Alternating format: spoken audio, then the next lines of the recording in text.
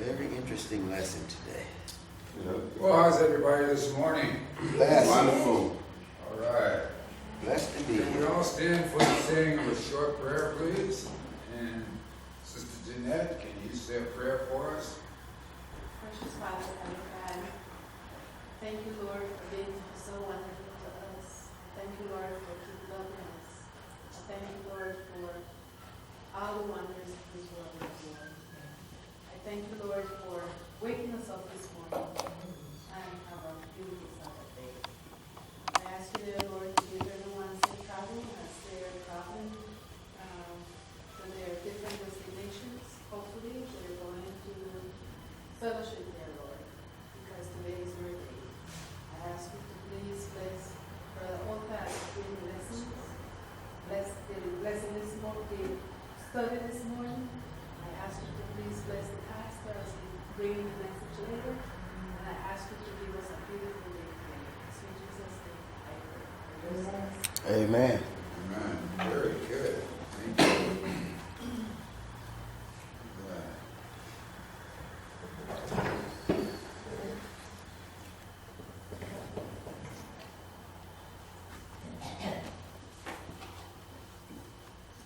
Okay. The title of our lesson for this week is what?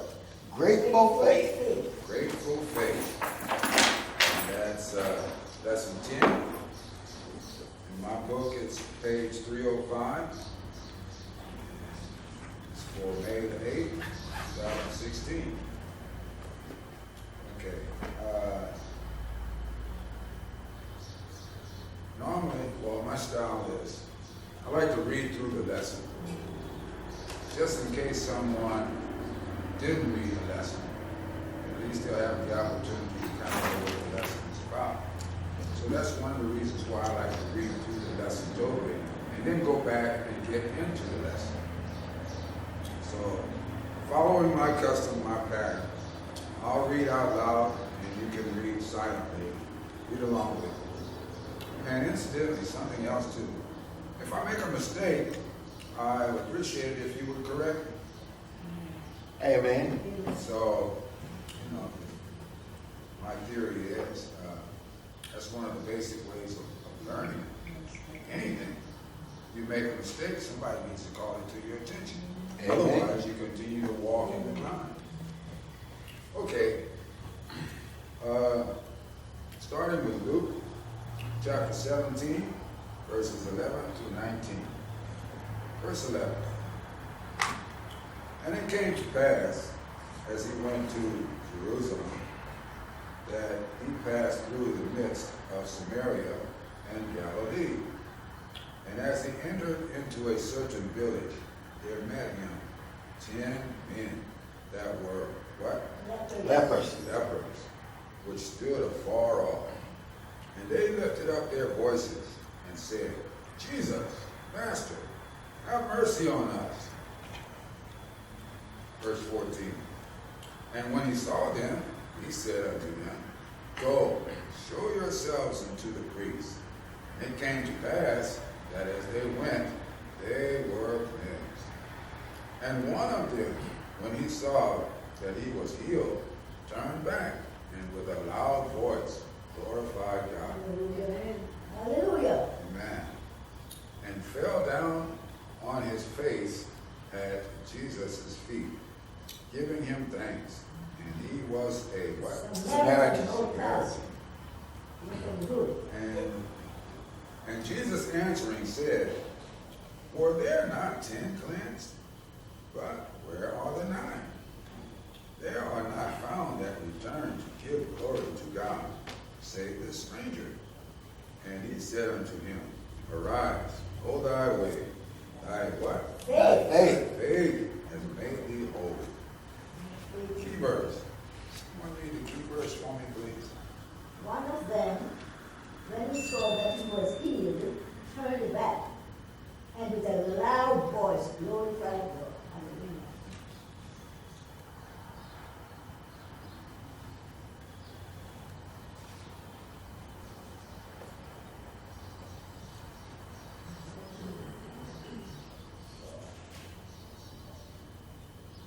Okay. Now we have an idea what the lesson is about. It's about faith and a number of other things, but the uppermost thing that comes out into my mind is remembering to give God thanks. Amen. Gratitude. Amen, brother. I'm sure there have been many times in your lives, at least in my life, where I've asked God to do something for me, or to heal me, or to bless me in a certain manner, in a certain way. And he didn't do it right then. But he did it later on. And God was so, I'll say, subtle, smooth in answering my prayer. I forgot I even asked him to do it. I forget I even asked him in prayer for something. And then later on, it'll dawn on me, hey, didn't God answer your prayer? And I'll remember. And then I'll kneel down in a little prayer area and give God thanks. And sometimes I forget, and maybe a whole month or 2 months might go by, and it'll suddenly dawn on me, hey, that toothache that you had 2 months ago that was killing you, you asked God to heal that toothache. Is that toothache gone? Did he answer that prayer? He sure did. Now I go back to my little prayer area. Thank God for healing that toothache. That is a miserable feeling. Brother Jones, Sir, how come you don't remember when the toothache is gone? that's a good question. That's a very good question. I don't have an answer for that. I don't know if it's human nature or I don't know what that could be. I would suspect that if you have something that's hurting you, it gets your attention, right? Right. That's the whole idea of pain. So as soon as the pain is gone, I would expect, not suspect, that you recognize, oh, wait a minute, the pain is gone, right? How come we don't remember what the steps are? You understand what I'm saying? You ask God for healing or relief, and the pain bothers you. I guess maybe the pain wasn't bothering you enough. Well, it was enough. My case. What did say it was enough, Pastor? He said it was Nobody enough. never gets a 2 days. That is a country. Sister Joyce. For me, the toothache. The only thing that pure for me is take it out. Okay. I remember I go to Philadelphia because sometimes the feeling come out. When I'm saying about prayer, when I usually pray, I'm looking for the Bible. I thank God before it even happened. I thank Him. If I'm asking me to do something, right now I'm going through something in my body. And the Lord tell me exactly why it is and how to do it. And I'm doing it. And by the grace of God, it's clear. It's clear now. So when I pray with expectation. I don't put that on the stand right now or tomorrow. I said according to your will. Now whatever God's will is, this is my philosophy. It's always the best. If you give me a lemon, I say, Lord, it's sour, I'm going to make some lemon. You know? But to me, the word of God directs us, almost at the step of life, is that we don't have the ear to hear or we too rush to do what we're supposed to do. Simple as that. But God, like you said, so available for us. He's not far away. He's in us. And I think, sometimes I'm hurry too. Sometimes I'm hurry, I just have quick fix, I said, Lord, when I go to the next store, I said, God, please go with me. I help me shop only for what I want. I come home, so when I can share. I said, Father, thank you so much for bringing me safe. Thank you, Father. It's a life of just, it becomes natural after a while. Maybe because I live by myself, Yeah. All right. Very good. Do you suppose faith has anything to do with how swiftly God answers our prayer or no? Faith, if it was possible to put a number on faith, let's say on a scale of 1 to 10, 10 being the best. Here we got one man that's praying for something to eat. We'll say his faith level is probably about a 4. I got another man that's praying for something to eat, and his faith level is probably a 9. Now, do you think that God will respond quicker, faster, better to the man that say had the 9 on the faith scale, more so than the 5 on the faith scale? What do you think about that? I don't have an answer, but that's just a question that popped in my mind. The Bible answers itself. Okay, what do you say? Usually, if you go to the Bible, when Jesus walked this earth, and people come to him, it always said, according to your what? Faith. Not according to God's faith. He gives us the faith to exercise in him. So when we go to him, as we said, we might come to him with a 9 plus or 10 because a little doubt is there. Great faith, little faith, no faith. So it's not said that do it because he can know before we even ask him. But for our benefit, he's showing us according to your faith. Do you have enough faith in me to believe I can do it? And as we said, God might have said, this man have enough faith. One man said, don't even come to my house. Just speak the word. And my child will be healed. So I trust you so much. You don't have to come to my house to come and pray. Just speak the word. And we approach God by faith. No other way. Faith. Amen. I want you to come out right now. I say nothing else. I withdraw. I'm lying. I agree with Sister Joyce on the healing part, but on the feeding part, I disagree because God is the one who feeds even the sinners. Thank you. Right? Yeah. The Bible says God allowed the rain to fall on the just and the unjust. So even the people that hate God, God is the one who feeds them. That's right. They may not acknowledge him. So according to your example, you said about the person 10 being the best, ask God for food. Both of them will be fed. That's what God You is. understand? Yeah. And now, which I bring this to you because you said you didn't have the answer. Do you feel like the Christian, God bless him more that he could eat filet mignon or better food or richer food compared to the person who has less faith? Okay, I missed that. Your question is, if your faith is strong, God will come to your rescue when it comes to your food quicker. Quicker? Yes. That was your premise. If you have a faith, let's say an 8, 10 being the best, when you pray, say, Lord, I'm hungry, the Lord will come quicker to you because you have strong faith. I'm saying to you, that's not according to the Bible. The Bible says even the ones that hate God, God still feeds them. Right? So to conclude that, or to test it, is does God feed the Christians better than he feeds his enemies? No. No. No. No. Because what we think is better food for us is more bad for us. Amen. Like the king, there's a disease they call the king disease. Y'all know what the king disease is? Gout. Because he eats lobsters and he eats all that stuff. He eat all that, that's where you get it. Yeah, give you a sweet foot. There you go. That's bad for you.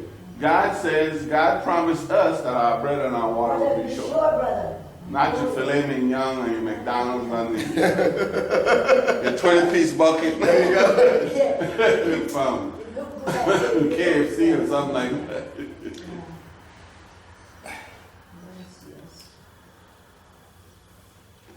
Okay. We'll get a little more into the lesson. Interesting comments there. God does feed the just and the unjust. He gives them air to breathe and water to drink and rain.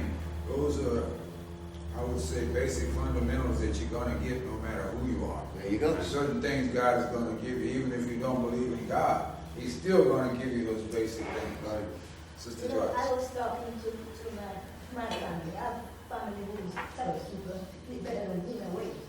But my nephew, and when we talk, we just glorified God. And he was saying, Aunt Lizzie, you know something he said, what I think about? The birds. They don't have no bank account. They don't have no shopping list. Yeah. And every day they eat. They should. And they eat good. And God said, come Yes, to he them. is with every day too. He said, why do we worry so much? Why do we worry so much? Look at I mean, God made these creatures.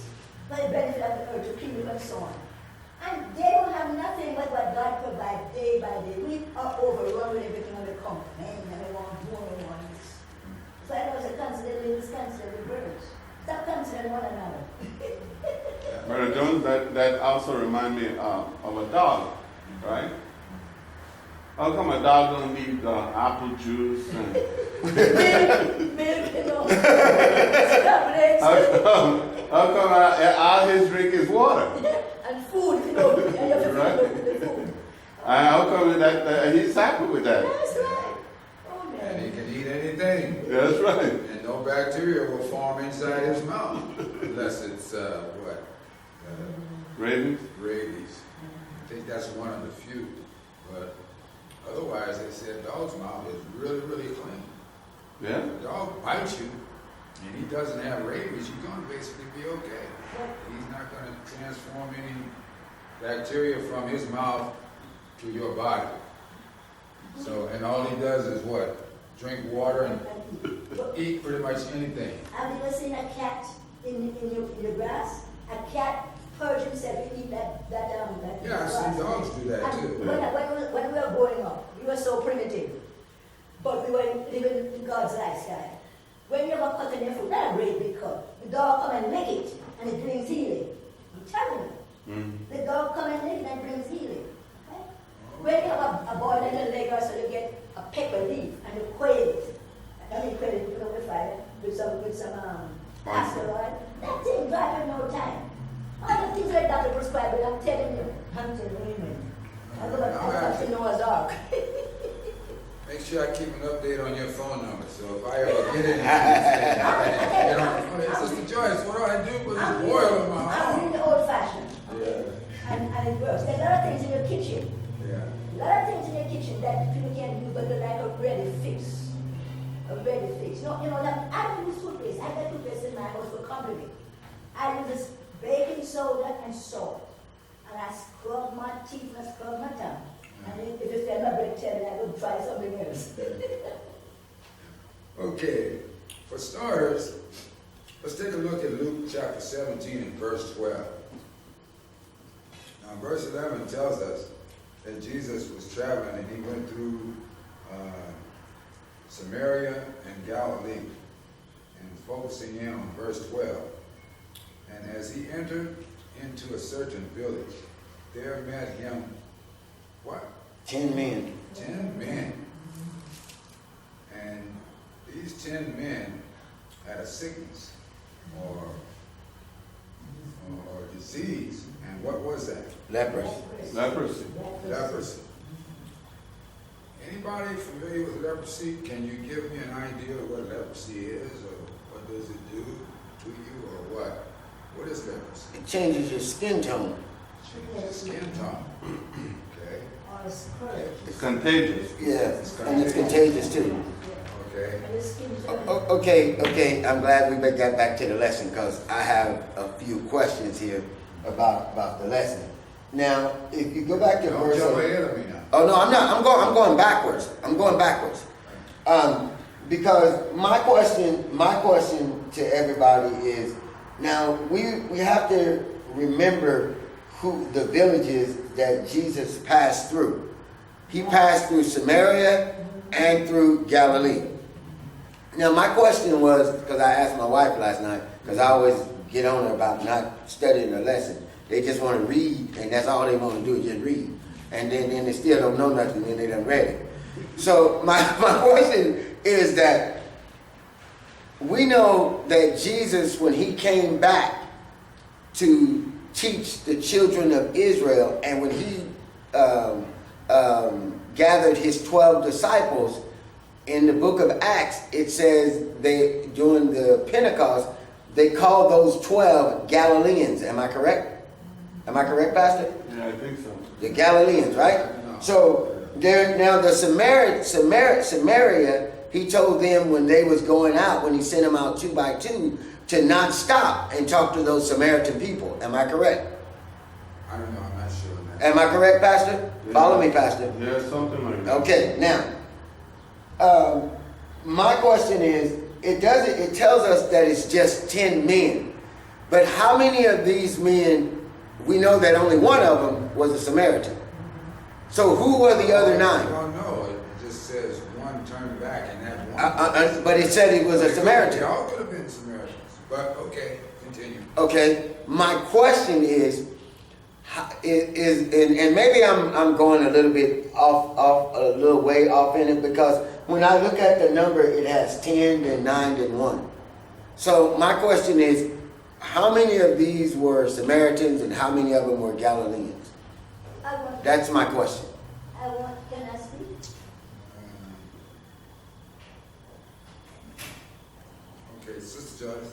Now, Samaria and Samaritan, one of the greatest evangelistic thing that happened between Jesus and this woman. She was a Samaritan. Mm-hmm. At the well. It was a Samaritan who, when all the priests and all the big shot passed by the man who at the side who was manhandled, he was a Samaritan. Mm-hmm. And anytime he said, Jesus said, she was a Hittite or she was a this, there's something why he said that. Okay? Mm-hmm. The Samaritans were outcasts. The Jews and the Samaritans, they hate one another. The Jews hate the Samaritans.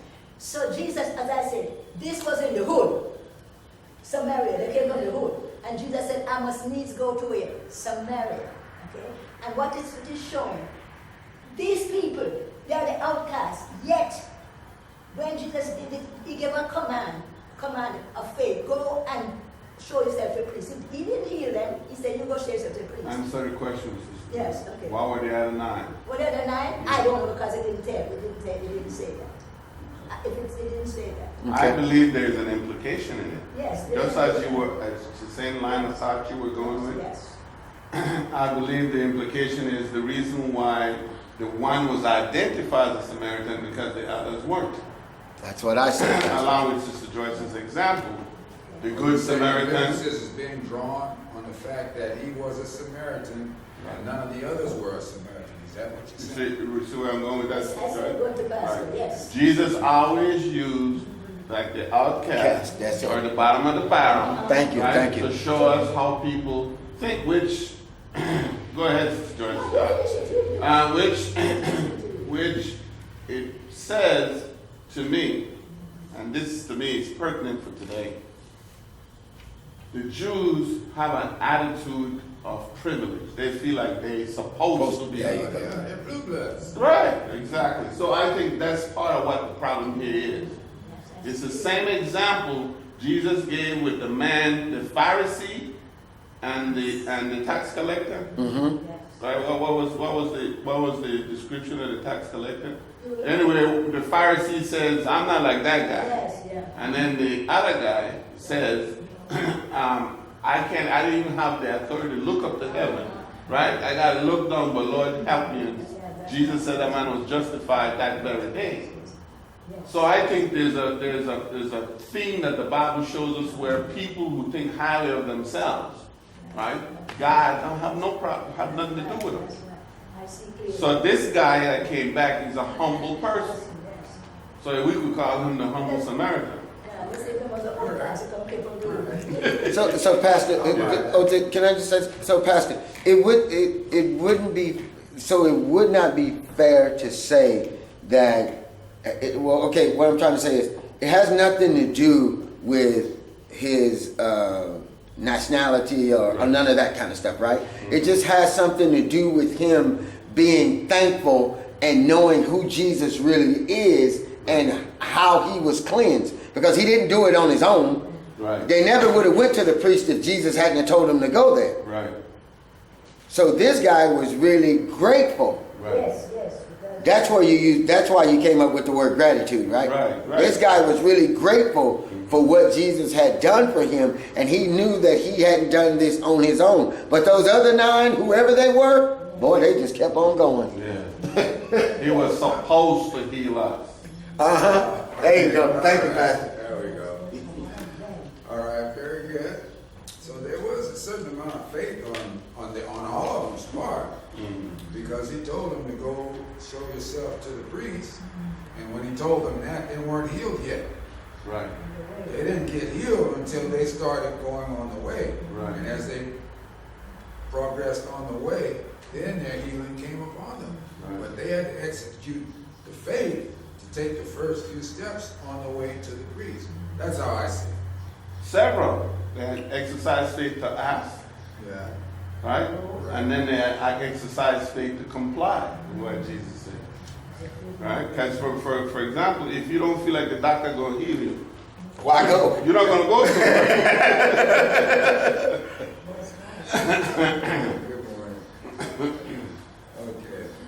All right. Leper. A leper is a person who has leprosy. Do we agree on that? Amen. Okay. Let's see what leprosy is and kind of how it affects you and what happened during yesteryear to lepers. And we turn to Exodus chapter 4 and verse 6. And here we have a classic case of a man whose faith wasn't too strong. So God had to do something to him to build up his faith. That's Exodus chapter 4, verse 6. Over there. Gotcha. This man was Moses. And as we know, when God first chose Moses, he gave Moses an assignment. And Moses didn't have faith to accept that assignment right off the bat. He started bringing excuses. And one of his excuses was he didn't have the gift of gab. He couldn't talk well. And so God kind of told him, like, well, if I made your mouth, don't you think I know what you can do, what you can't do? So Moses was still a little reluctant. So to fix him, Moses had a brother. And his brother's name was Aaron.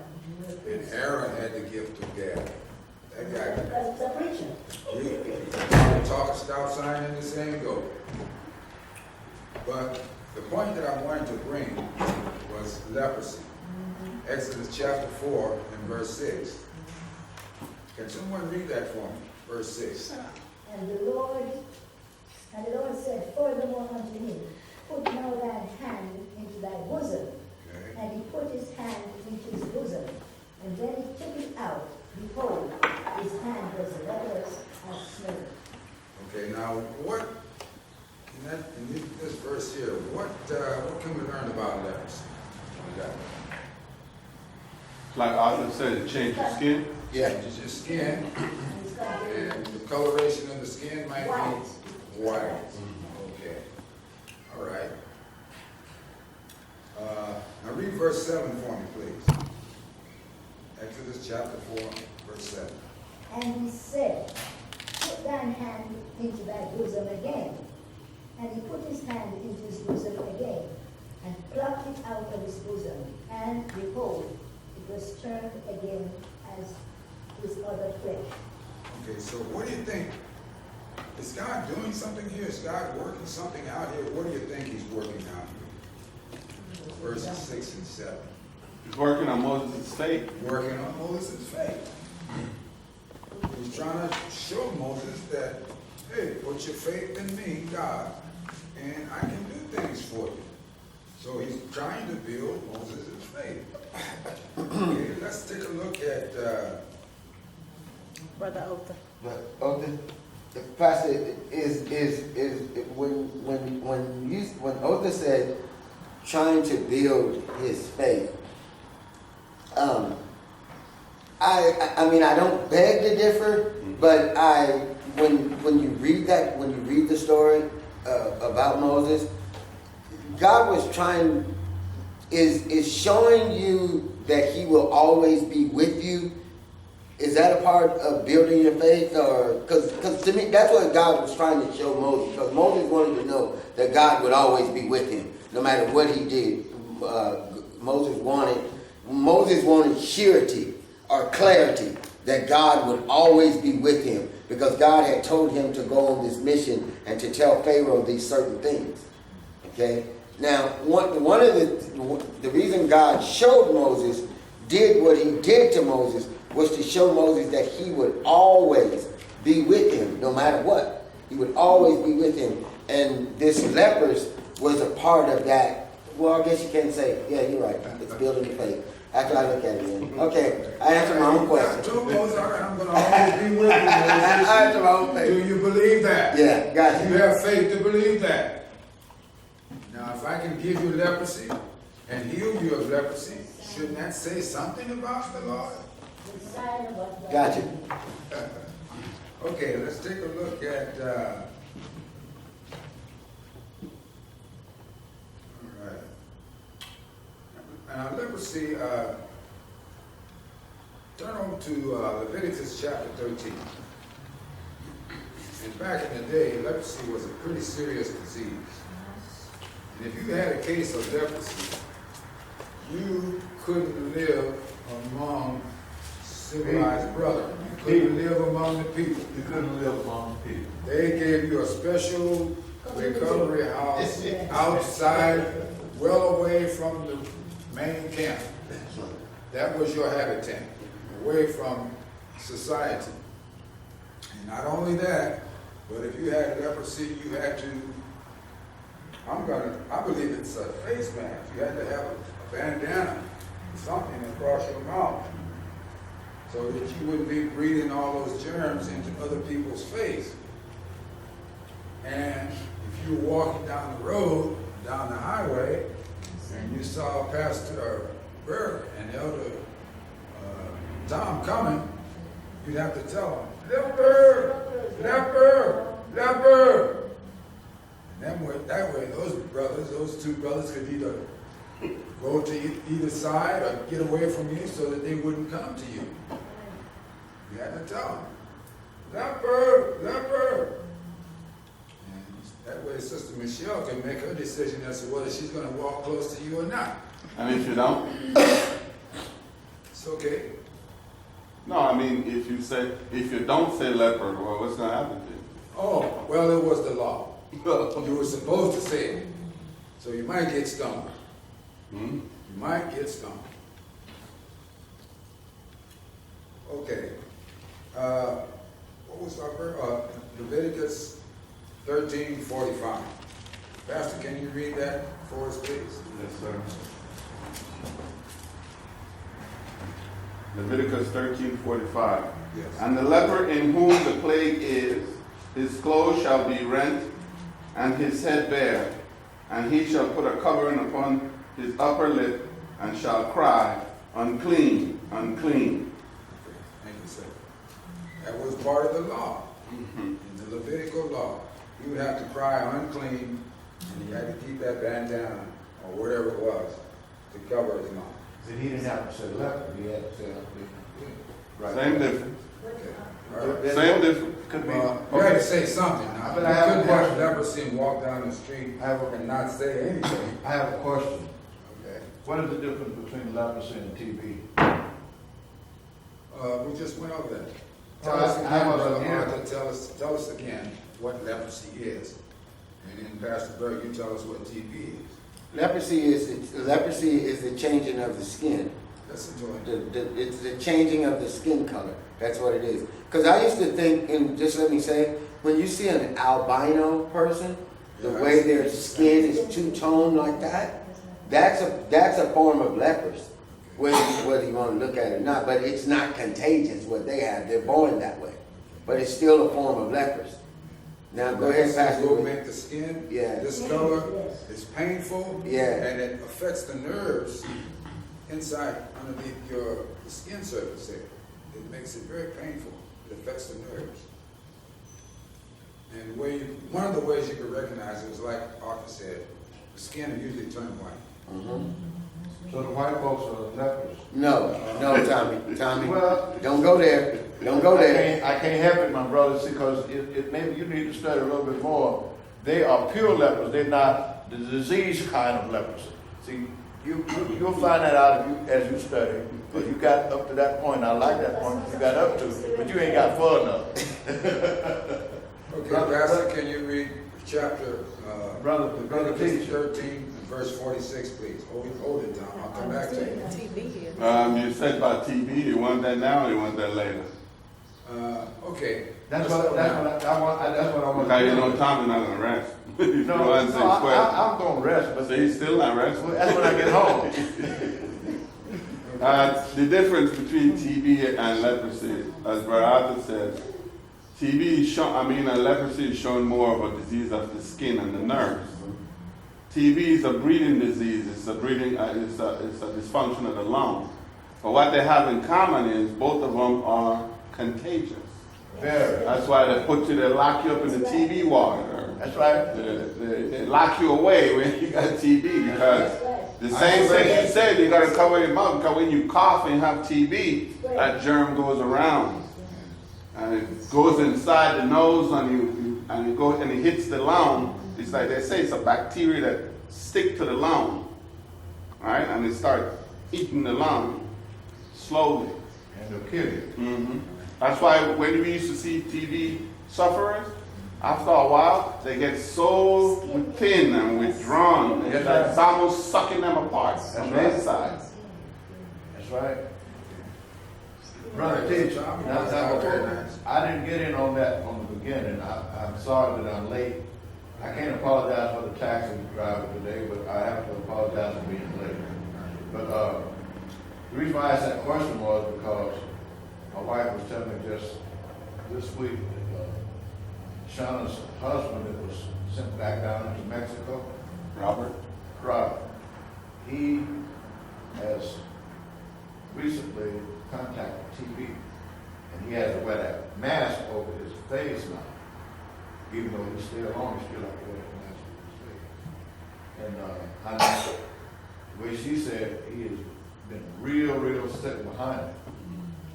And I know long years ago, like the pastor said, isolation was stayed in the hospitals where we live. That if you had TB, people ain't gonna go in there. It is very contagious and very dangerous. Well, leprosy is the same way. Yeah. Leprosy is the same way. I mean, you were put in isolation. You couldn't live in the camp. And your clothes were rent, your clothes. Yes, And you had to wear some kind of face mask over your mouth. Now, the thing to remember is back to faith. Hold on. Mm-hmm. Back to faith. These 10 men,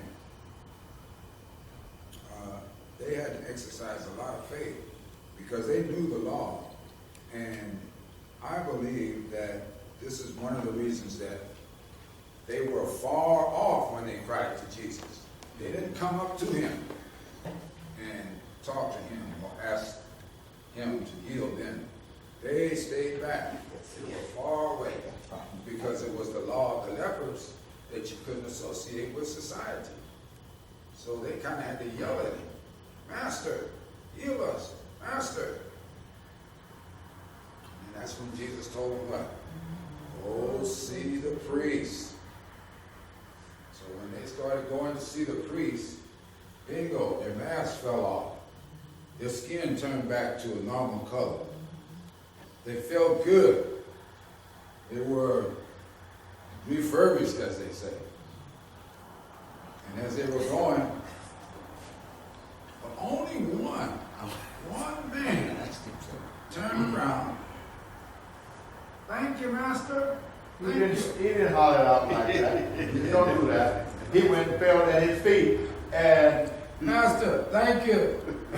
he went right straight up to him and fell at his feet. All right. Now my question is, Hey, you got hands before Tommy. Oh, I'm sorry. Sonia. No, go ahead. Take Sonia, and then I'll go after Sonia because I have a question. Sister Sonia. With this TB, from what I can remember, it comes with a constant cough. Okay, that's one of the symptoms, yeah. Yeah, that cough sometimes gets uncontrollable. And sometimes you can cough up blood.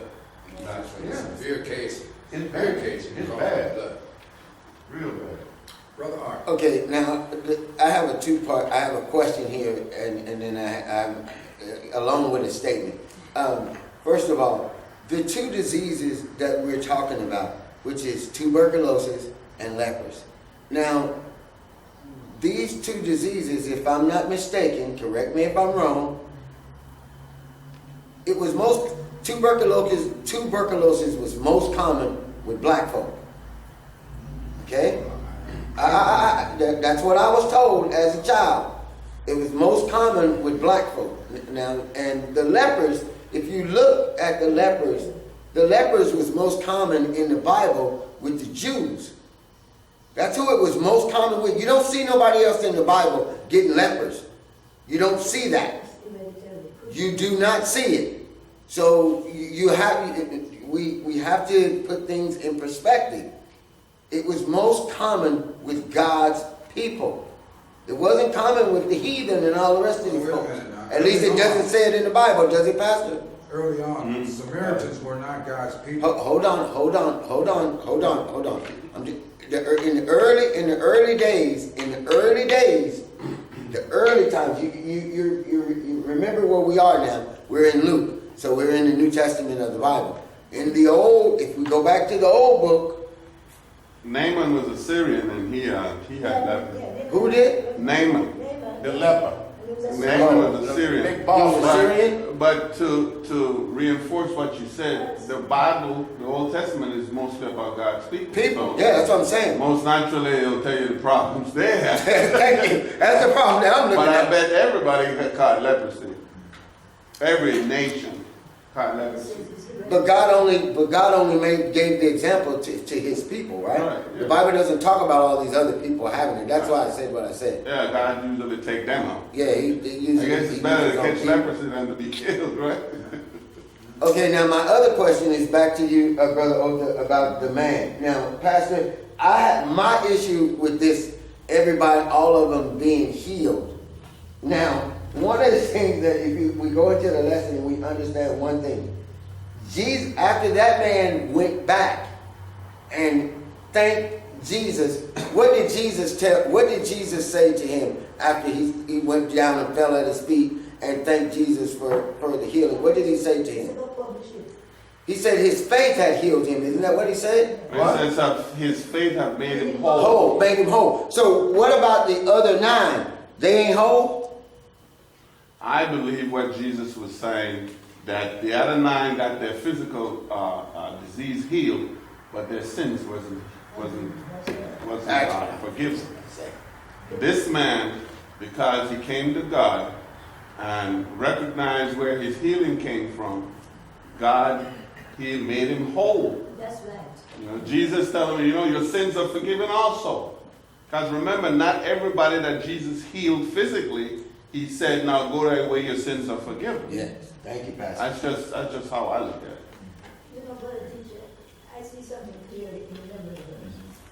One of them, when he saw, if you have an eye to see, or an ear to hear, that he was healed. There were enough men they didn't see that they were healed. They were just sit up skin, change the color. But they didn't say this man was healed both physical and spiritual. When he saw that he was healed, turned back and with a loud voice, glorified God. He saw that he was healed. What did that man see? Maybe this man see one of them skin coming back to normal. Yes, and I do. Don't forget Tommy. Okay. All right. I guess I didn't understand the last part of your question. No, I was saying, the memory verse said, one of them, there were 10. One of them, when he saw that he was healed, turned back and with a loud voice glorified God. Now, did that man saw that they were healed? This man saw that he was healed. Yeah, but I think it's like the pastor said, that the one, he's the only one that had good gratitude. The others, they just took it for granted and went on and like, hey, this is what God was supposed to do. That kind of attitude. Okay, brother Tom. Now, I want y'all to listen, and I want y'all to don't get mad at me because I didn't have nothing to do with your color. But all you colored folks, which the Samaritan was a black man, it was not. Put a pin right there. As I understand it, Jews were of the pure line of Abraham. That's why I said blue blood. And a Samaritan was of a different tribe. He was mixed. Well, he was of a different tribe. From Ham's offspring, brother. Okay. He was a Hamite. In other words, Here we go. my mother could have been white. My dad could have been black. What was it though? That would make me a Samaritan. No, it wasn't. That would make you a mulatto. Yeah, a mulatto. You know, a mutt. A mutt. Yeah. Whatever you want to call it. But that's what the Samaritans That's are. what Tommy is about. All three. Yeah, so they were intermingled with That's the right. blue blood, with the Jews. But here's what So I was now trying back to your. here's what I was trying to come to. You got 10, you got 9, and you got 1 right there in your face on that book. And that says a lot, but we might not be looking at it as we ought to. Jesus healed 10 people. Now, 9 of them was probably, I'm not saying it because I'm not sure, because I didn't get deep enough, I want to do it to see. They were all the same color line, or nation line, or race if you want to go there. This one man, Jesus even told you, he was a stranger, not with S on it, but an individual that had the same problem the others had, and he come to the recognition that that color and stuff had left him. Maybe they didn't make the discovery. They didn't give God nothing. And I think that's the reason why we got That's 10. the point Jesus is trying to bring. That- They that's didn't what- give that- God nothing. That's what Jesus gave. Okay. I'm just repeating. Sound like Tommy was finding excuses for that 9. Oh boy. No, I wasn't either. No. He was saying that they were white, so they couldn't see that they were healed. Sounds like the albino. We covered that already. You learned it, boy. It took a minute. I wasn't making no excuse. I was just giving you that reason. Anyway, Pastor, read verse 46 for us again, please. Let's get the point here. Yeah. You mean 46 after 45? Leviticus chapter 13, verse 46. That's what you said. All the days within the plague shall be in him, he shall be defiled. He is unclean. He shall dwell alone. Without the camp shall his habitation be.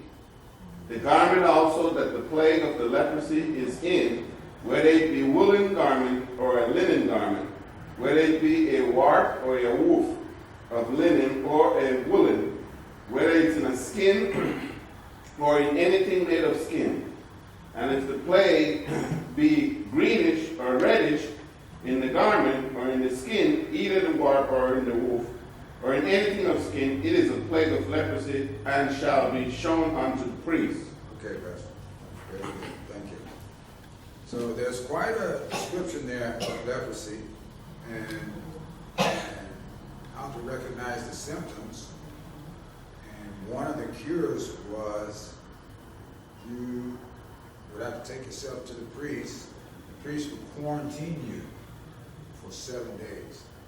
And he'd come back and he'd look on you again to see if the leprosy was there. But there's quite a commentary on that in Leviticus. Okay, let's skip down to Luke chapter 17. Skip down to Luke. We're already there. I'm sorry, brother, but your time is up. It's 10 minutes to 11. I think you reserve that for me all the time. Well, brother, no, it's not that he reserved it for you. He just come up on you.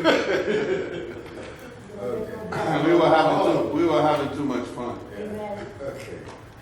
Well, there was quite a bit more to go. I think that would have been even more exciting to me. But anyway, can we all stand?